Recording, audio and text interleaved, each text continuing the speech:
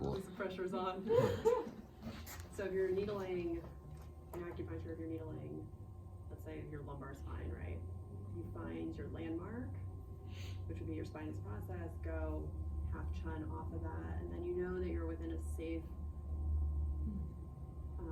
distance to drive the needle straight down without hitting your, like, how they're going to, or the nerve roots down there, that would be probably a little uncomfortable. We were taught to use 2 finger widths in the lumbar spine away from the spinous process. 2 finger widths of the patient's finger, so you had to. So that's the same. Mm-hmm. They just didn't call it chun. They just said finger widths. Mhm. Yeah. Okay. So it's the same. Okay.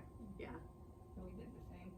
So what do you feel? Because when I did acupuncture, like the way she explained it, like she looked at my whole body, and then I like sat in the thing, and then she was like putting it in, and like as she was doing it, like I could just feel, I felt like my body was like a highway with like cars driving, and she explained it like that, and how like there was traffic jams.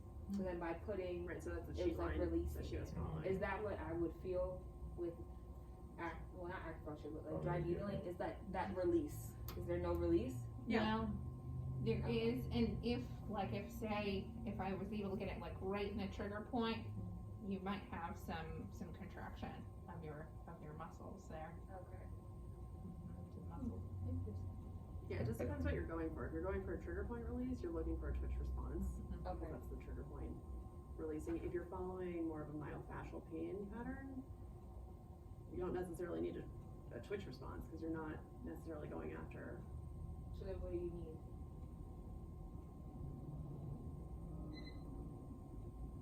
If you do like a test retest, if you're looking for changes in range of motion, maybe not necessarily mobility, but changes of range of motion maybe at the joint, Okay. especially if it's a 2-joint muscle. It's not really, we're not looking for instant pain relief with dry needling. So we're looking for like the test retest. Did they gain some motion? How is their movement pattern? Is it better than it was before? Something like that. So you do a test retest. I look for instant Is it pain relief? Yeah. Do you? I look for a significant reduction in pain. If I didn't get a reduction in pain, that's probably I didn't do it right or I didn't hit it right. And we'll do it again, but I'm looking for some sort of reduction. Either right after, like Addison, your patient, or within a day or maybe so. within a day or so, Okay. once the That's- soreness calms down. I'm looking for that too, but not necessarily instantly. Yeah. Did you guys talk about indications, like for you guys, just because you may not dry needle to refer to a therapist that does dry needle, just like what would indicate, hey, this patient may need dry needle? Did you guys hit on that at all? Like as far as assessment, or like do you do a lot of palpating for trigger points, a lot of soft tissue stuff release and whatnot? So would you feel comfortable knowing, like, okay, I think this patient would benefit from dry needle? I know you referred a couple of things. If they're not responding to the traditional manual therapy and stretching program or modalities that I use, then absolutely it's Yeah, something like that I use it all the time. If a patient comes in really hot, going back to what I was saying about pain relief, to like get them down. Yeah. Yeah. So that Definitely. in like 2 or 3 sessions, we do that. We hit that a couple times, like really like at least 3.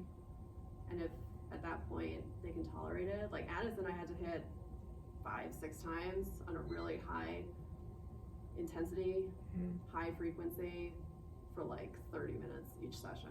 And she just now can like tolerate exercise without complaining that she like can't go down the stairs.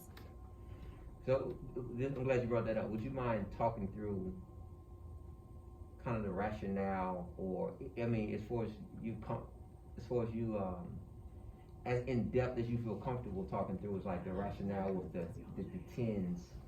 So the TENS is designed to use Addison as an example, just, to stimulate some sort of gait control. Okay.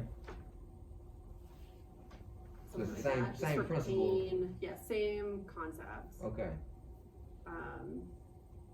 You're just running it in the line that the needles are following, so more of a myofascial. So this has any benefit when it comes down, because I know dry needling in itself, there's been some research that says that it will help for a window of time after the person was needle, it will help the firing of the muscle, kind of the activation of the muscle. So does that adding TENS, does that augment that to any degree? Like helping with, let's say for instance, if you had a lumbar multifida, multifidus muscle just not firing like it needs to, we're hooking the TENS up.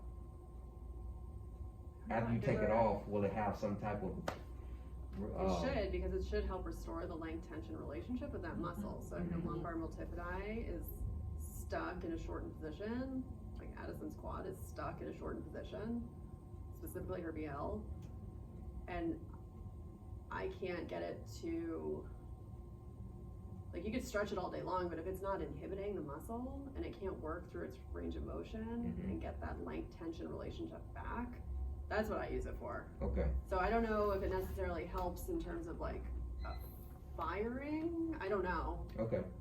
I don't know about that. I just know that it helps restore the length tension relationship of that muscle. So why would you use TENS versus not use TENS, or do you use TENS on every patient you dry needle? I use TENS on every patient I dry needle. Okay. Unless it's over a sensitive area, like if I'm doing a pec, like the left pec, I'm probably not going to hit them with TENS over their pericardial cavity. Or their SCM, that's really close to their carotid, so I'm not going to hit that with TENS. But I'll hit an upper trap with TENS, or structures a little further away. It's Okay. not like directly next to it. But yeah, I almost exclusively always use TENS because that external electrical input overrides whatever muscle activity is going on. So if that muscle can't unlock, right, it's stuck, the actin and myosin can't unlock. The electricity can sometimes be helpful for overriding that in the same way that it's helpful for inhibiting a trigger point. Okay. Because I don't use it because I wasn't taught it, and I want to adapt my practices to what's most up to date, what's the most effective. So I guess I've been trying to bridge that gap of, okay, which patients I should use it on, should I use it every patient, should I use it when this patient is showing up with this. But for you, use it all the time, so you probably wouldn't know the difference of the effects you get when you use it and when you don't use No, I do, because we only have one TENS unit here. Okay, And yeah. there's only 2 leads. And so if I have to pick between a body part, I'm always picking the worst one. So like if I have someone who has bilateral knee pain and we're hitting both knees, I'll pick the worst knee. And 9 times out of 10, if not 10 times out of 10, they'll come back in and say, let's say it's the left one, left knee feels much better, right knee feels about the same. Or left knee feels better right after treatment, right knee is like, it's okay. It's not like, I think it did something, but, and then we'll kind of hit the other one next time. Okay. So you're putting in the same needle placement, just adding TENS to one. Yeah, if I have to pick, but Yeah. that's why you want to have multiple leads. I mean, You just have a very small unit here, so. Yeah. Could we use a different one? Would we benefit as a clinic? Yeah, I recommended that you get a second one of the exact one that you have. It's a great unit. The ES130 is a good unit. We need more leads. You though. just need We don't- another one. Okay. And maybe, are there access points for like another set of leads on the Yeah. same I unit? think we only use 2. It's 4. Okay. 4 access points. Are there 4? Mm-hmm. Or are there 3? I thought there was 3. Let's see. But either way, I mean, for multiple body parts, 3's not really enough. Oh, I think it's back there.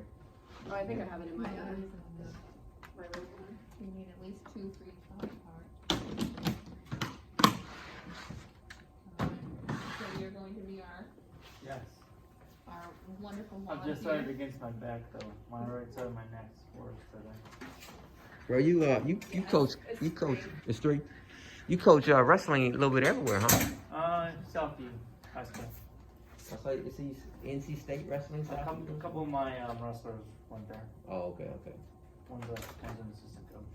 Okay, yeah. Cool. All So right. where am I doing? But yeah, so to answer your Probably, question, yeah. it just depends on what you're going for. Mhm. Like, maybe treating trigger point pain, perfectly, like, that's probably one of the top reasons to do it, if not the top reason to do it, from a PT standpoint. Did you guys kind of talk about like how it started, so they have an understanding? Like the physician that did the research on the. Is it Janet Travell? Yep, Janet Travell did a. Well, she actually was using wet needling. She was using wet needling. So she was giving. She was it doing. It was a president. Was it Roosevelt? No. Oh, well, I remember she did a study. Going way back. Cause she did a study where she injected multiple trigger points, and she used like one group saline as a control group, one group that had different medicines, and her conclusion, everybody got better, all of the patients got better, and she determined that it wasn't the actual medicine, it was just the actual insertion of the needle. That's when they developed dry needling from dry needling, which is a monofilament needle. Dry. Obviously, So right? Janet Travell did the wet needling, and then Carol Lewitt, he was the first one to propose that it was the needle alone. Okay. Usually it's Mm-hmm. So she did the wet needling. So there was a physician that did the study, Lewitt. like It lidocaine. doesn't say he's a doctor. And needle. Oh, he was not a doctor. Okay. I know. I thought it was a physician that did it. Was Do- Janet Travell? Dr. She was- Travell. Okay. No, I'm not trained in that. She's with I don't John even F. know if Kennedy it's in legal this here, picture. Oh, that's pretty for good. us, whether it's Mhm. PTOT, whatever. I don't know. Who's gonna need him, Mr. Ryan said, I'm just waiting, Right. patiently waiting here. Would you